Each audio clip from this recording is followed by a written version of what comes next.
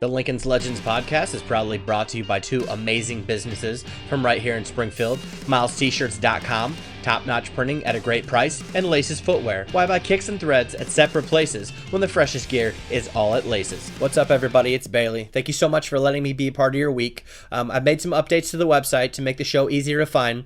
Just Google Lincoln's Legends and you can find everything that you need. If this is your first time listening to the show, just click on the calendar. You can go through the archives for every episode that we've done.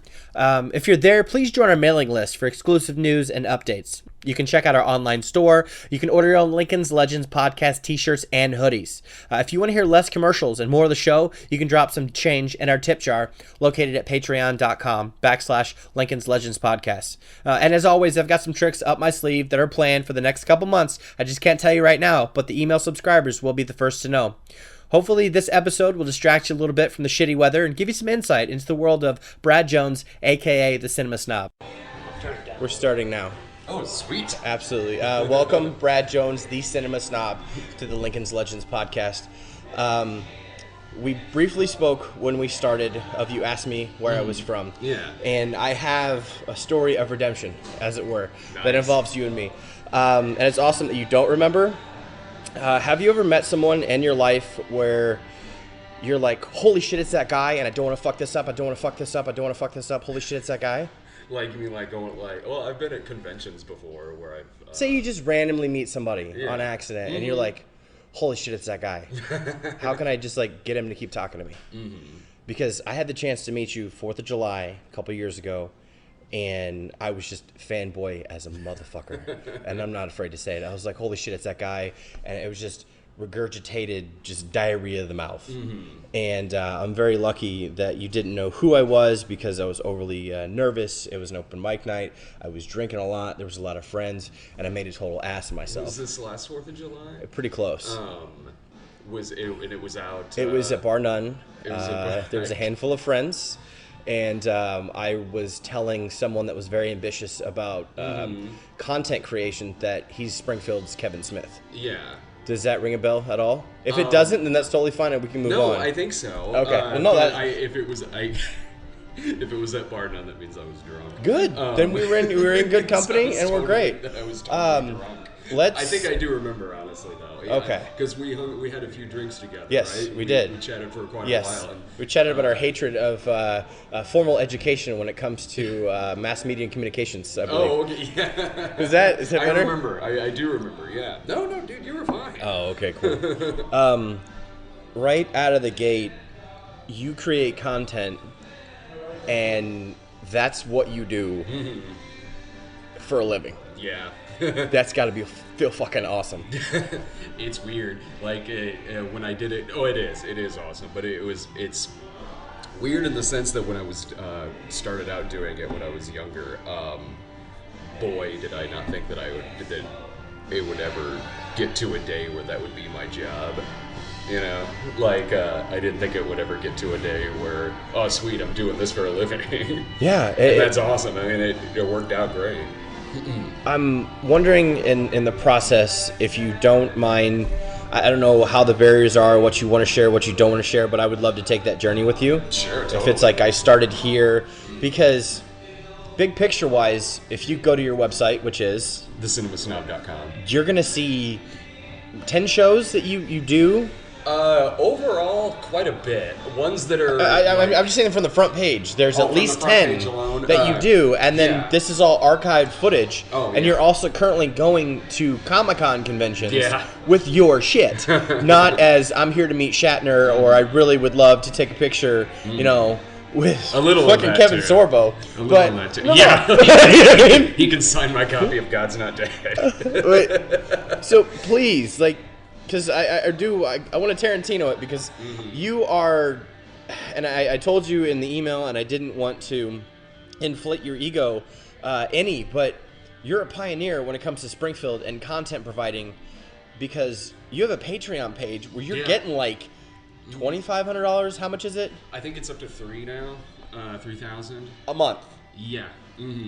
Yeah, it's up to about 3,000, and we did that. We started up the Patreon thing. Mainly, like, my percentage of the Patreon take is actually very little. The rest of it goes to the other people who are on my team there's about 6 of us total. It goes to them, and it also goes to my buddy and producer Ryan Mitchell. But you're creating your own brand, and people are paying for it, and that's fucking phenomenal. Mm-hmm. So please tell me about this journey. Well, I started out making, me and my friends were in high school. We used to make goofy short films all the time. You know, they had no scripts or anything like that. They were like half-hour long, and it would take like a night to do, and we would shoot them. And back then, we were very, very proud of them. Today, we're proud of them, but for completely different reasons. They're your B movies, are they? Oh, yeah. And then that turned into, I made a few exploitation movies. Scripted, I wrote them, directed them. I did my first full-length movie I did in 2003. I did a disco-era serial killer movie called Freak Out. And I did movies like that. In 2005, I did a movie called Cheap that was about snuff filmmakers. I did a 80s cop movie called Midnight Heat. Shortly after I did Midnight Heat, is when I started doing the Snob stuff. And it was honestly mainly just... I did have a lot of free time then, because I was working a part-time job at the State Journal Register at the time. I was working a part-time job there. What is the State Journal Register? What is that? Newspaper. It's a paper? People still have that? Like, you get it at your door? I don't understand. This is foreign to me. I think it still exists. I think the building is still there. I do know that I was laid off. I thought it was one guy. Just one guy in the building. I thought, like, a company from Chicago bought it, and there's one guy that just hit send. Maybe that's why I got laid off. And then it prints the... I don't know. Maybe if someone's listening from the SJR, then they can, send me a hateful email. Love to hear from you, because that means you're listening. It is what it is. Yeah, that could be. I certainly haven't read it in a very, very long time. Probably since I worked there, and that's just because that's what was in the car at the time. But at the time on YouTube, there wasn't a lot of like comedic content in the way of like exploitation movies and stuff like that. Movies that I like, movies that I grew up watching. Yeah. And so I created this character, the Cinema Snob. I thought it would be fun to do a web series. I did in a million years imagine that it would go somewhere. Like, I just did it because I thought it was a cool idea and it'd be something that I'd like and something that I'd enjoy. And I did it for, really it became my full-time job after I'd been doing it for a few years. So I really just simply like doing it.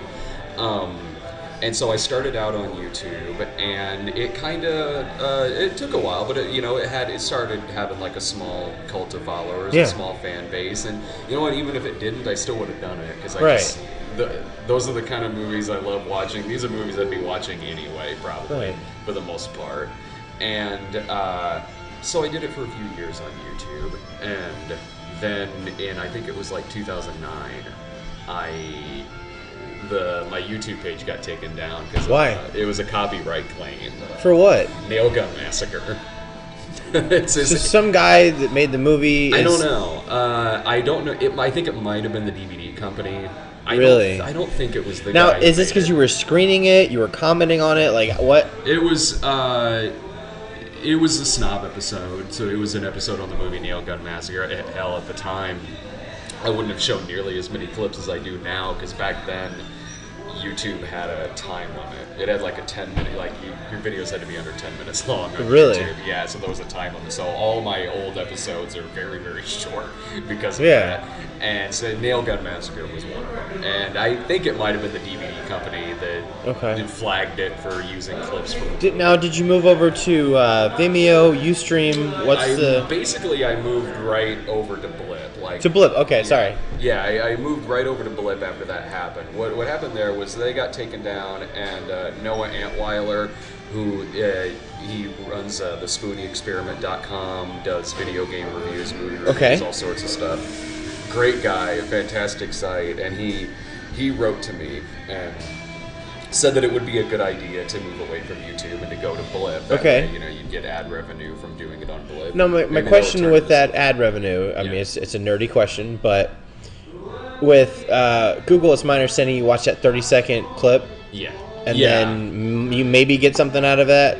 Is Blip more rewarding for the content provider? I don't know what Blip is like compared to YouTube now. Yeah. I mean, although some of my stuff is still on YouTube because I'm part of the League of Super Critics, which is the Blip channel on YouTube. Oh, cool. I don't know what the ad revenue is like for people who say don't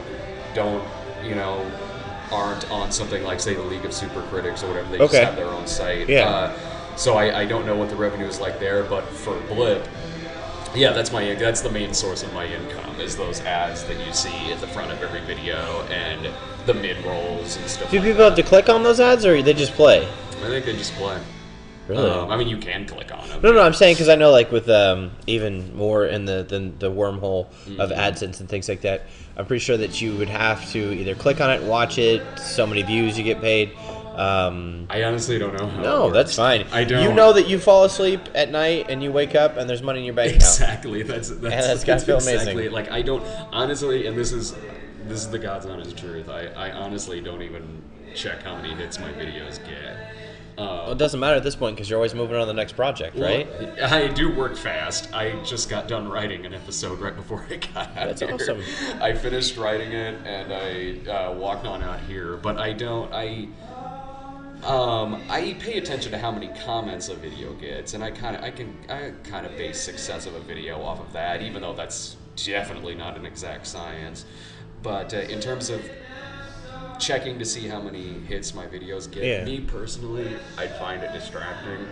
Well, sure. I would find it distracting. I would, if I went down that wormhole, I'd obsess too much over how come this didn't get as many hits, but this did. Now, how come this the character, to go back to the character of the Cinema Snob, yeah. I think some people that may be put off by it don't understand it. Of the videos I do? The character itself, because everyone, I want to say it's not as bad as James Lipton being so eccentric. Oh, yeah. But I do enjoy it, but that's because I get it. It's a character, it's a spoof, and some people might look at it and not know you as a person, and you're not that guy. And they think, what the hell is this guy doing on the show? Only rarely has that happened. Only rarely has someone... Here and there, it happened at the beginning on YouTube because that was the only thing of me on YouTube. So for all anybody knew, I was that guy. Okay. For the most part, even back then, a lot of people did get the joke. Because I think they watched it and were like, okay, nobody's this stuck up and over the top about these movies. Right. It was based on... It's largely based on when Roger Ebert reviewed Friday the 13th, the final chapter. Oh. It's a review that's actually I just got done writing was for that movie. Was for that, since there's a Friday the 13th coming out. But so if you look at that, he gets very passionate and soapboxy about the movie. Like he's like, this movie, all it does is just tell people that there's nothing to life other than you'll get killed eventually. And even Gene Siskel was kind of like, okay, I hate this movie too, but I don't think it has any kind of worldview or anything. So it's going to be very hard to hit all the highlight points because of all the content that you do create. So we can talk about whatever you want. I don't like the format. I didn't do any research for this thing. Nice. Because it's not organic and it sucks. No, I hear you. I'm the same way. I've interviewed a couple of people on my site, and I'm the same way. I just kind of like just shooting the shit, and just chilling out and actually having a conversation with somebody. Like I interviewed Bill Oberst from Abraham Lincoln versus Zombies, and it was just us just kind of shooting the breeze a bit. It was fun. When was that released? Abraham Lincoln versus Zombies? Or is it a pre-release? Is it going to be released? I don't know anything about it. No, that movie came out a couple of years ago. It came out the same year as Abraham Lincoln Vampire Hunter. Was that on purpose? It was, because it was the Asylum knockoff version. Oh, okay. And it was actually better than Abraham Lincoln. That sucks because Hunter. I don't follow a lot of the, I don't know if you say subgenres, but it seemed like the Vampire Diaries Vampire Hunter. There you go. It got a lot of press. Yeah. It did. There's a lot of people pissed off. It's like, it's not real. We know it's not real. It's not. Abraham Lincoln versus Zombies was way better. I'll Google amazing. it. I will. Get to see Abraham Lincoln chop a zombie's head off with like a sickle, and he screams out, "Emancipate this." Oh my god. It's fantastic. So, what's the biggest and most important project that you're working on right now? Right now? Yes. A few different things. Well, every week I've got a Snob episode, but I'm wrapping up a series right now, or season 1 of a series called The Reviewers, which is it's not a review show, it's a scripted show about two guys who do internet reviews. Nice. So it's like, and they have very silly shows, and there's like some bizarre characters that pop up and weird like fake shows within the show. That's honestly been a lot of fun to do. It's a show that I've been wanting to do for a number of years, and finally got a chance to make a season of it. So we've got to shoot the season finale of that here pretty soon, and I've got to finish a movie that I've been making for like a year called Shot on Shitio.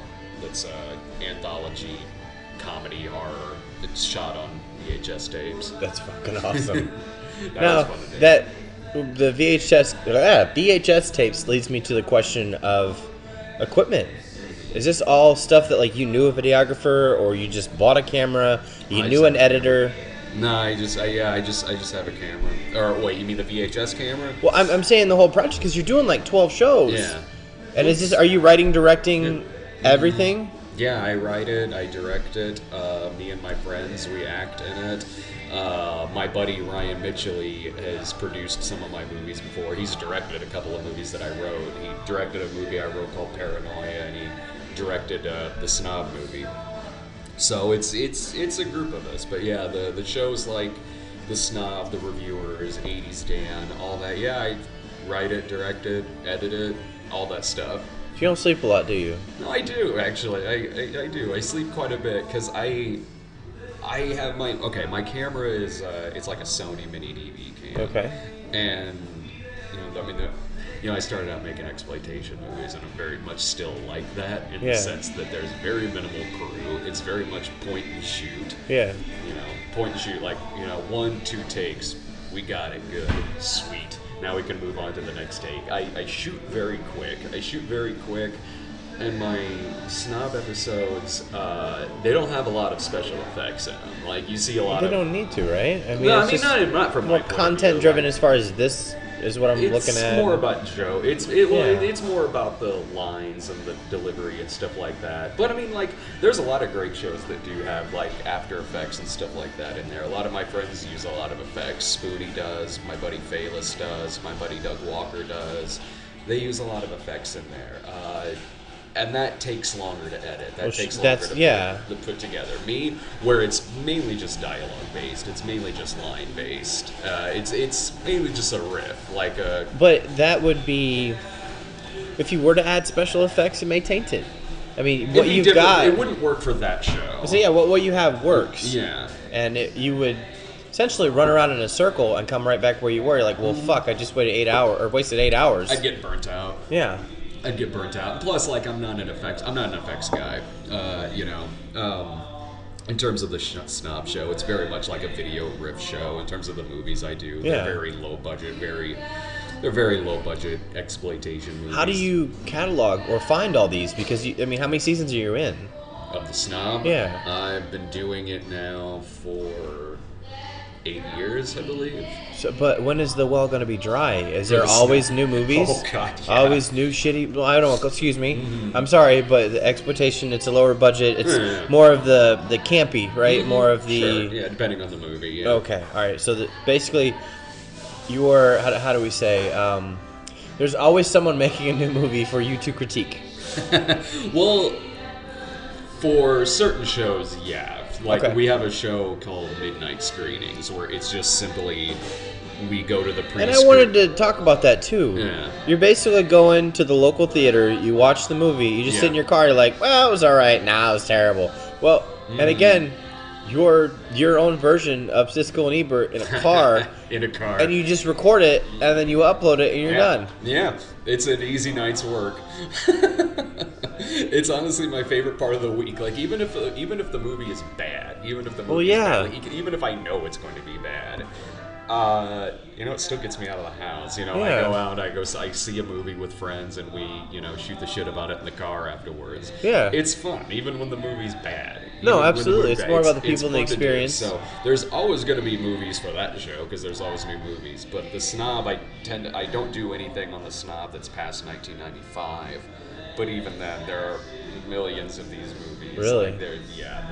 The well's never going to be run dry. That's awesome. 8 seasons. That's a long time. I'll be coming up on my 300th episode soon. Holy shit. Yeah. So with this content, are you working 3 days on, 2 days off? Are you working 5 days a week? Do you work when you're passionate and you just hit it hard?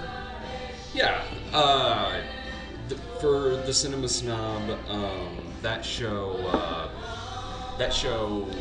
I typically put up on Mondays. I write it and shoot it on Sunday, and I edit it on Monday and post it Monday night. The midnight screenings, that's always Thursday night, unless there's like a midweek release or something like that. But is it 7 days after the release, or do you post it immediately after you've recorded it? The Snob episode? No. Oh. The midnight screenings, because don't they happen on Thursdays? Yeah, those happen on Friday mornings? Those happen on Thursdays. I post the video on Friday. Okay, so it's immediately after. Yeah. And for those, since they're spontaneous, and that's part of what makes them fun, you would never edit those, would you? The only time where I have to edit something out of one of those, and it happens, is whenever one of us says something horrible. Oh, yeah. Because they're vlogs, they're straight through, and sometimes we just say something to each other just that we know is probably going to really get cut funny, from but the extremely episode. inappropriate, more than likely. Yeah, like oftentimes we'll tell each other an extremely inappropriate joke, knowing that it's going to get cut, or doing it just to get a reaction out of the person next to us. There's a friend of mine who's a regular on that show. His name's Brian Irving. And he specializes in that a lot of saying. Sometimes it's left in, sometimes it's cut out. But you should essentially make him edit if he's going to be the one that throws them all in there. Oh, that's easy to edit. That's 5 seconds. Just find the clip, chop it out, boom, it's done. Fair enough. I didn't know if it was going to add some more time. And he's like, yeah, I'm going to get in your shit tonight. You're going to be editing forever. No, that show's the easiest one to do because it's shot just as a straight-through vlog. I put it in my editor. I put in spots for the commercial breaks, which takes like a minute. Put a title card at the end. Well, no, for commercial breaks, are these sponsors weekly? It's or like the ads that you see on Blip.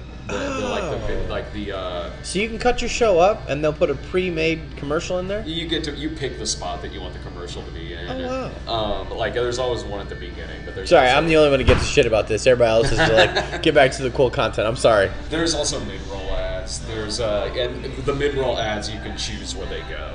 You can choose where they go in there. So with that, it's putting in the video for the midnight screening, and then just kind of finding like a break in the conversation, sure, yeah, or like a spot where a conversation is switching over into another conversation, and then put the ad in there.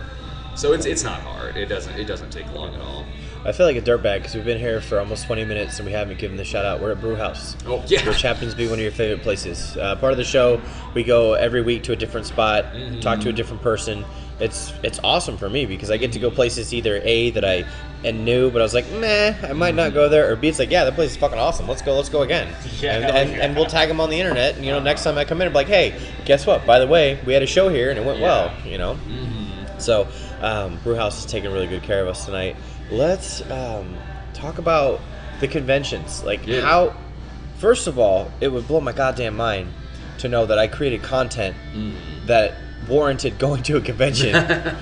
And you set up and build this whole, I don't know, I guess I'm in awe of all of it, where you call and you say, hey, I'm going to be in this convention, I need a booth, and tell me what it cost. Yeah, sometimes that's the case. Sometimes it's, I just send in a contract and I pay for whatever the table space is. Or sometimes we're just guests. See, that'd be awesome. Yeah, the times that we're a guest, pretty much everything is covered. So that's cool. Yeah. That's always cool. Now, are you going to a lot of conventions that are niche to your particular we do or genre? Yeah. I think I'm trying to word the question the best way possible. Like a horror con? Yeah. Like a horror convention? Yeah. We do some horror cons because we just simply like going to horror cons. I mean, really, those are like vacation. Oh, see, we have real shitty production here, by the way.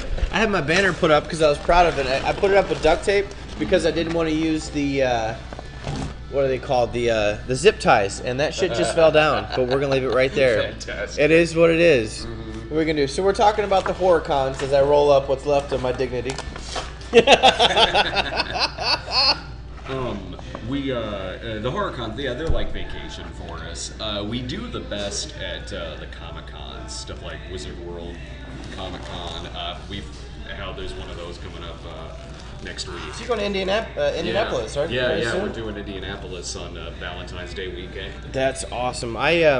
I frequented the Chicago Comic Con for the last 5 years, and I don't know. I've never been to Disney, but I would like to compare it to that by saying the first year I went, it was fucking awesome. You could hang out with anybody that you wanted to, and it was just like this mecca. And then the last couple of years, just watered down. I mean, Leonard Nimoy was going to do a Skype panel, for Christ's sake. Well, I didn't see the panel, but But you read it in print, and it blew your fucking mind. Because, like, are you really that pretentious? You want people to pay $55 to watch you talk on Skype? I saw that. I was like, "What? That's interesting. I've never seen that before." That's an asshole move right there. I didn't see the Skype conversation. At least show up with, like, sweatpants or something. If you can do that. Sweatpants. Yeah, he's like, I don't want to be here. You've all paid for it, so just listen to me talk. No, he can't even do that. He's not going to show up. I'll be there. Just give me a screen. No, like, when we do those cons, they're fun. They're a lot of fun to do. We don't do a lot of the we don't go to a lot of the panels. You don't have time. You're working, stuff like that. Right? Yeah, and then like the after part. We used to do the after parties a lot, but anymore it's like we've gotten older. So after working a con for a day, we're kind of like order Chinese food and go to bed. Yeah. And I've been trying to track it because if you have a Thursday, Friday, because they're trying to sell it as a whole package. Yeah. You go all week. Go Thursday, Friday, Saturday, Sunday. Oh, yeah. Well, if you go Thursday, there's the shit to do. If you go Friday, half the people are there. And then it's like, yeah, it's kind of nice because it's quiet. There is no fucking reason to go on Saturday. If you are trying to get something signed or you're trying to see people, it's waiting in line. It's just people smelling like ass right behind each other, just noses and shoulders and shit. Just it's all it is. And Sunday is kids' day, so the whole thing's a goddamn wash at this point. I've had good luck at it because I buy stuff when I'm there. I get a couple of autographs when I'm there. Maybe I just choose the right times to go check some of that stuff out. But I typically don't have problems with lines or anything like that. Because you can either go to every awesome panel and sit there and watch it all day, or you can stand in line for 2 hours and get something signed. That's been my experience. The biggest line that I saw, because I do Chicago Comic-Con every year, and whenever we go through the autograph lines and stuff like that, it's usually not bad. But again, like I said, maybe we just pick the right times to go to them. But there was a giant one for Patrick Stewart when we were there last year. Well, hell yeah. There was like, but it was one of those cases though where I think he might have only been there for like a day. Oh yeah. Or something. It might have been something like, or like 2 days or something. I was waiting in line to get some sneakers signed by Stan Lee because I love sneakers and they're Marvel Comics fans. And I got to watch a handful of people walk by. And it doesn't make any sense to name drop because it's 5 seconds for them and they'll never remember it. And if I held on to that, it would make me sound like an asshole. But it is cool that you can see people walking around that are, important. Yeah. But then when they get on stage, it's just like I don't know, it's that weird perception where it's just a regular dude and they gets on stage like, oh, holy shit's that guy. Yeah. Do you have anybody like that since you're a content creator that you would be starstruck to talk to? Starstruck? Yeah. Because you've been going forever, but there's still people that you're interested in? Yeah. Oh, definitely. Like, I was starstruck when I met Joel Hodgson last year. Oh, that's awesome. I would be starstruck if I met someone like George Lazenby or, people I grew up watching like that's that. Awesome. I'd be starstruck if I met Stallone. Well, it's good because it shows that you're still intrigued and still excited and still passionate. Oh god, yeah. If I met Nicolas Cage, I'd shit my pants. Like, no joke. Like, I think he'd shit himself too because he met a fan. God, Sorry, I wouldn't even. I'd barely get a word out, man. Like if I met Nick Cage. Oh well, you're not 17 and Asian, so he doesn't want nothing to do with you. He doesn't want. I've heard he's a really nice guy. I'm sure he is. I know people who have met him before and have worked with him. There was one story where maybe for Christmas we get a lock of his hair from Conair. Would you like that? Hell yeah. Damn right.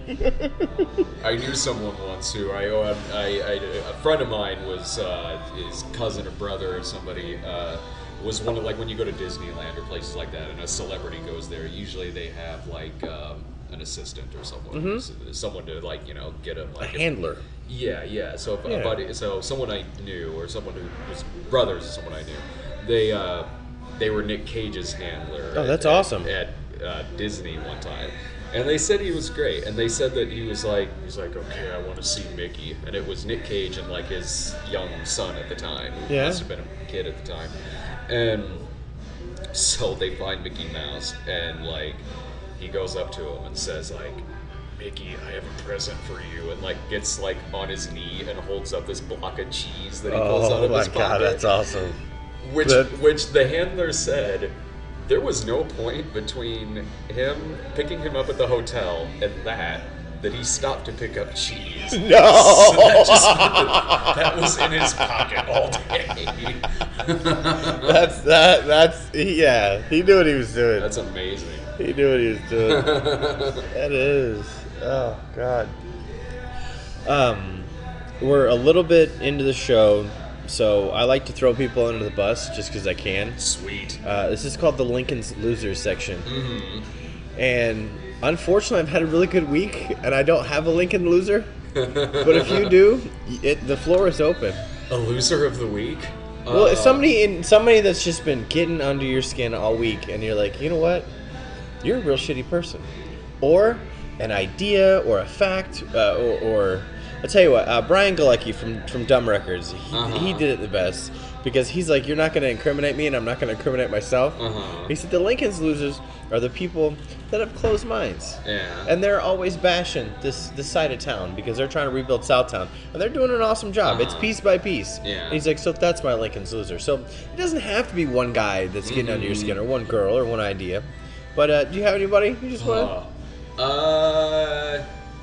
I live such a laid-back life, so the only thing I can think of is like, the 3D projector was kind of out of whack when we went to go see Jupiter Ascending the other night. First world problems. Exactly. First world problems. First world problems, man.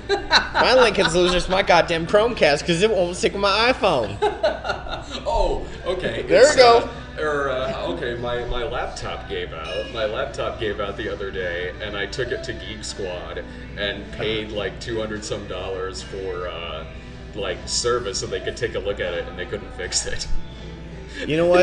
As funny as that sounds, and this is no shit, I had a conversation with Geek Squad today. Mm-hmm. I will never use them ever again. I had some issues with my phone in August. In August? In August. Mm-hmm. I sent 3 emails to the store manager. They didn't care. It was basically where I was replacing a phone. Yeah. And, okay, it'll be here 3 days. Well, I get that phone, it's defected. Mm-hmm. And it doesn't work. Doesn't even make calls. It's an iPod Touch at this point. So then I go back, it's going to be another 5 days. I get that one. Yeah. Camera didn't have a flash on it. Yeah. I just need a flashlight. You know what I'm saying? You do this all the time. You don't need it till you lose it. You don't have it.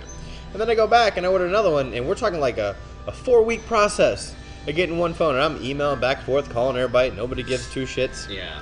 I bought a CD, a compact disc, 2 weeks ago. Nice. They want me to send them a survey. Mm-hmm. So I said negative. Yeah. He called me. He's like, we're so sorry to hear about your compact disc experience. How may we help you? And I was like, you could have helped me in August with my phone. They gave me a call. Geek Squad gives me a call, and they're like, we can't fix it. We would need a Toshiba recovery disc. So I'm like, okay. So I look on the Toshiba website in order to get this, like, oh my god, it would just cost me as much as to get another computer. So why did you have to pay the $200 for them to do research if you already had the insurance? Well, at least now I don't have to worry about paying for a warranty if I get another laptop from there, because that's already covered on the $200 that I spent. There you go. This week's link is Losers to the Geek Squad. Get your shit together. It is what it is. All right, let's move on to the next local segment of, if you were mayor for a day, you could do whatever the fuck you want. What would you do? Mayor for a day? Yeah. I'd bring back Lincoln Fest. Remember that? That was at Lincoln Park. Remember that? And it wasn't it? Or was it music? It used to be downtown. Okay. Like back in the 90s. Back in the 80s and 90s, they used to do Lincoln Fest downtown, which was basically, I don't know, it was like in the streets downtown, you just kind of went and drank a lot. And there were like, there would be like some like carnival rides and music, and like there was like, okay, I remember going there and there was a Sega Genesis contest. No. I'd bring that back. For real? Yeah. I'd bring that back. I mean, it's granted, it's not hard to go down the streets. But there's always a carnival in JCPenney parking lot. So if you want to go, act like you never drove by JCPenney. I got a carnival there for the weekend. Or I see that over by the mall. I'm sorry. What in the longer ago, it was JCPenney parking lot. Now you go some random time, you can't get a parking spot at Denny's because there's a carnival. Because there's a carnival right across the street. You know what? That's real shitty because the town I've seen. I tell the story all the time. I work for a hotel right next door, and the town had the chance, to either get a college, I had an accredited college in Springfield, or have the state fair, and they'd rather have corn dogs and hot dogs for 10 days than have an accredited college. We're in the get rich quick program. I would make a drive-in that actually showed drive-in movies. Oh God, yeah, they're all and the screen is just like somebody's throwing food on it, and it's just it's all. Oh, dude. I haven't been there in a couple of years. You know what you need to do? Just go and, paint it when they're closed, because they'll look better. Oh, man. I haven't been there in a couple of years. I would go, if they, I had to, even back in the day, a drive-in theater would show some mainstream movies and whatnot. My parents tell me about, they would go see, Grease at the drive-in, or, E.T. But even back then, there would at least be... You could at least see drive-in movies in them, or something like that. I would love that if you could go to the drive-in. Well, it's an experience, and it doesn't have Watch to be Sleepaway Camp or something. Oh, it'd be. You know what? They could have a film festival. I think they still do a film festival around town. There was no at the drive-in. Why couldn't you put something together like that? I thought they did at one point, because it's the Route 66 Film Festival, and I believe that they had some stuff going on out there at the drive-in. I don't know if they still do. My dealings with them were very, very minimum because they certainly weren't fans. I think they kind of realized that the character I play sort of makes fun of them a little bit. Well, a lot of it. It's your fault, though. It's not my fault you suck. Everybody else is. They did give me my very first award. My very first, the first year that they did the Route 66 Film Festival. This was 2001, 2002, somewhere around there, and I won Worst Picture of the Year. That's pretty awesome. It was. I deserved it too. That movie was terrible.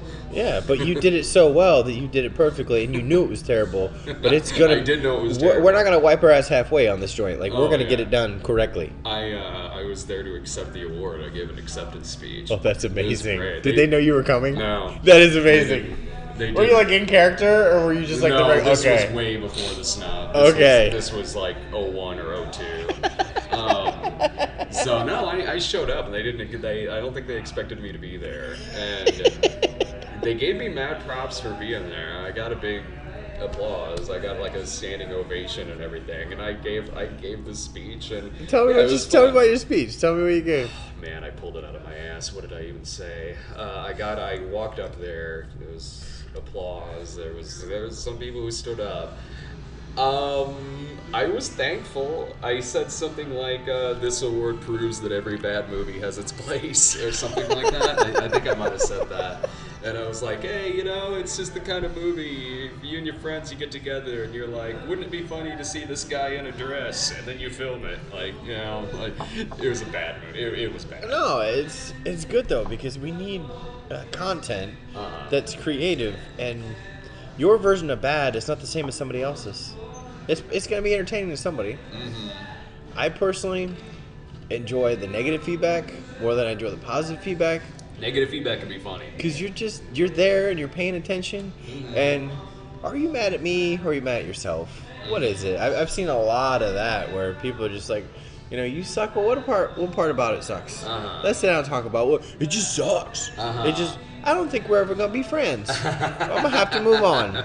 You sit there in your small box and your small mind, and I can't help you. Well, you get used to that kind of, the kind of stuff that I do with the online videos, being on YouTube, being on Blip, doing movies and stuff like that. You got to have thick skin for it. You know what I mean? You got to have thick skin for it. And if you don't, you should probably not. You should probably find something else to do because you'll go insane. It's all about, look, you're always going to find somebody who that one person says that one thing that will probably piss you off. You know what I mean? It happens to even the people with the most thick skin. some douchebag will say something, and it'll probably piss him off. You In ever- my particular case, I've been running a website for a few years, and I've only had to ban like 3 or 4 people. That's awesome. That's very, very, very low Yeah. for the kind of thing that I do. Have you ever lost your shit? Like you're just like stressed out and somebody said the wrong thing? Oh, sure. And you're just like, what the f*** is your problem? Yeah. And then you're like, do you apologize later? Yeah, I've done that before. Have you? I've come back and said... You're a real person. That's Yeah. because people that are just robots and I'm going to do whatever I want and they don't have a conscience. Mm-hmm. Woo! Yeah, that's some scary shit. Just blank face. Fuck you, fuck you, fuck you. I'm out of here. The next day, all right, guys, I had a real bad day. Yeah. I've done that, not a lot, like, but yeah, sure. Like, you know, that happens to everybody. Yeah. But you're human, and it shows that you are. What if... Okay, so through the Patreon, it is a group of people that are all, I would say, collaborators, or would you... Okay, because I don't use the word staff. That gets weird. Oh, you talking about the guys on my site? Well, because you said that there are more people than you benefiting from the Patreon, the money. Yeah. Like, my main reason for doing the Patreon was to also help support the rest of the people who are on my site. Okay. The guys that you see on the midnight screenings, Okay. on the movies. Okay. My buddy Jake, Brian Lewis, Sarah Lewis, David Gobble. So are Brian you doing, like, your Blip Videos revenue has you to the point where you're able to consistently put out creative content without stressing about, oh God, the light bill's due tomorrow. Oh, yeah. And then you also created the Patreon to help your friends become the same, I don't want to say the same level, but to where they can actually get compensated for what they're doing. Oh, yeah. That's fucking awesome, man. Yeah, because beforehand, yeah. it was free movie tickets. I'd slip them some money for like the reviewers and other, like big projects and stuff like that. Now it can be thanks to Patreon, it can be a lot more consistent. That's awesome, a lot more consistent. Instead of it's like here's some for the reviewers, here's some for this. Now it can be like this flat rate that That's they're getting awesome. for all the stuff that they do. Yeah, because everybody loves to feel appreciated. Yeah. But at the end of the day, if you're getting all these hits for the content that you're putting out, and you're just like, well, maybe next year we can put you on payroll. Like, I mean, that guy's not gonna be around very much longer. He's gonna start his own, don't you think? What's easier than like beforehand when I'd give them something based on like, okay, like, yeah, you give them some money for the reviewers, but there's maybe only one episode of that during the month or something like that. Same with like the podcast that we do. Which I would love to hear more about that too. and things like that. Now, thanks to Patreon, they can get a lot more. How many podcasts would you say that you have? I'll call it the network, the Cinema Snob Network. How many? I've got one podcast. What was that one called? The Snobcast. Okay, and is it very close to the same episode content? It's kind of just shooting the breeze. Okay. That's what it is. Like, Okay. every now and then we would talk about a movie. Now it's just kind of me and Jake get together and kind of just talk about whatever we want. Okay. So we do that. Sarah Lewis, who's also on my site, is working on a podcast right now that's based around her finally seeing really, really popular movies that everybody else is seeing. Oh, that's but she amazing. hasn't. That's amazing. Yeah, this is my first time ever seeing Howard the Duck. Really? No. I'm saying I'm trying to develop that character. Oh, It's okay, probably, yeah, that's yeah. what it's like. It's like, no, this movie was terrible and amazing all at the same time. Your parents didn't love you unless they exposed you to these Howard the cheesy Duck. 80s movies. It's that's awesome because you're sharing, and Yeah. it says a lot about you being not only a content provider, or excuse me, content creator, but your character as well, because essentially you want to make sure that people are taken care of for what they're doing. Yeah.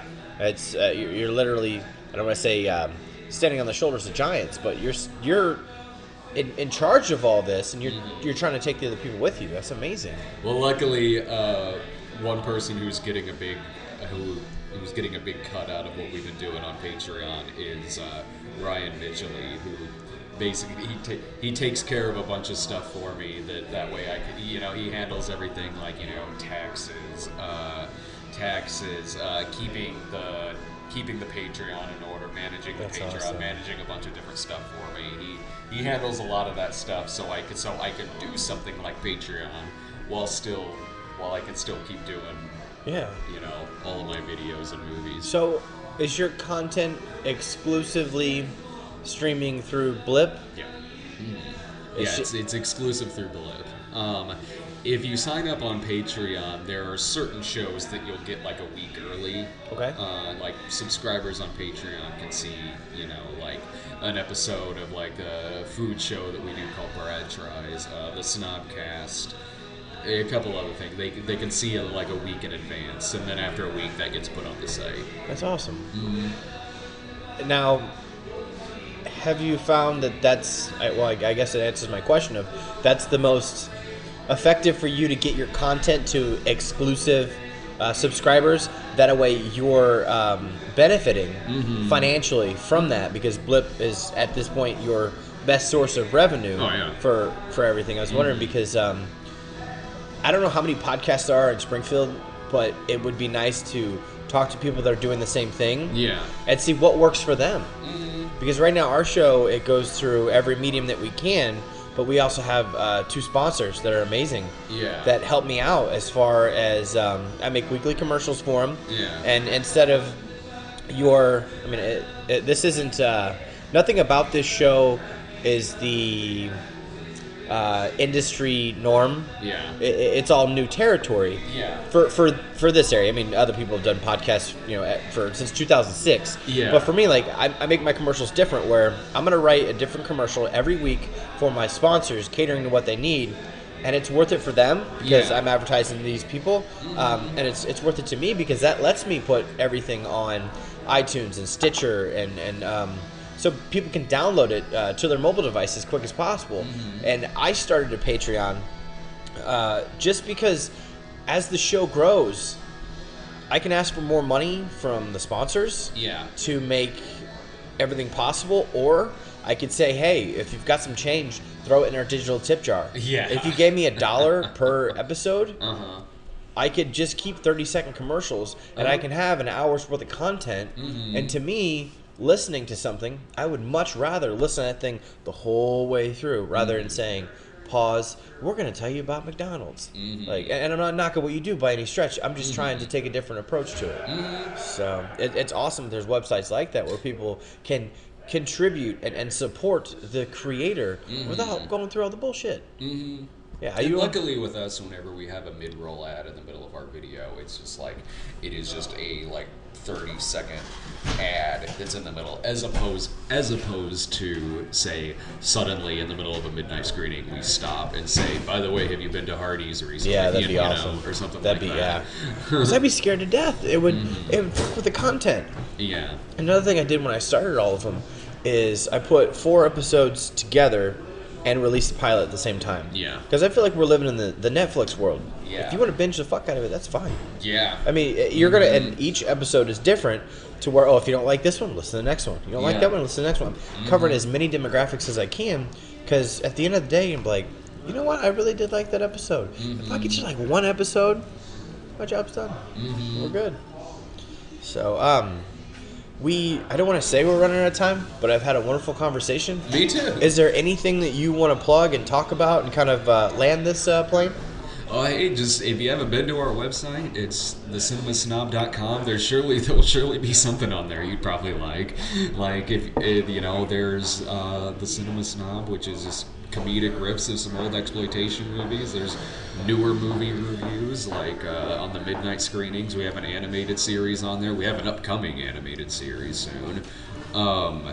We've got original content, like the reviewers, scripted and things. We've got original movies on there, comedies, horror movies, thrillers, all kinds of stuff. That's awesome. Thank you so much for being on the show. Anytime. And we'll post this real soon. We are less than 30 days away from the biggest party in Springfield. The 2015 St. Patrick's Day Parade will be downtown on March 14th. Now, do you have a plan on how to get your brand the attention it deserves? Miles wants to help you impress your clients as well as the competition. Send an email today for a free consultation to miles@milest-shirts.com. Top-notch printing at a great price. The ship has come in at Laces Footwear. We're talking new shirts, socks, and kicks. Now, I don't have time to tell you about all the brands, but I do want to highlight a shirt I like to call the Spirit of Chicago. Offered in charcoal and red while supplies last, it's loaded with graffiti-style art with the logos of the Cubs, Bulls, Bears, and Blackhawks. Follow Instagram for daily updates. The Lincoln's Legends Podcast, where you buy a house on Peoria Road just for the free parking during the state fair.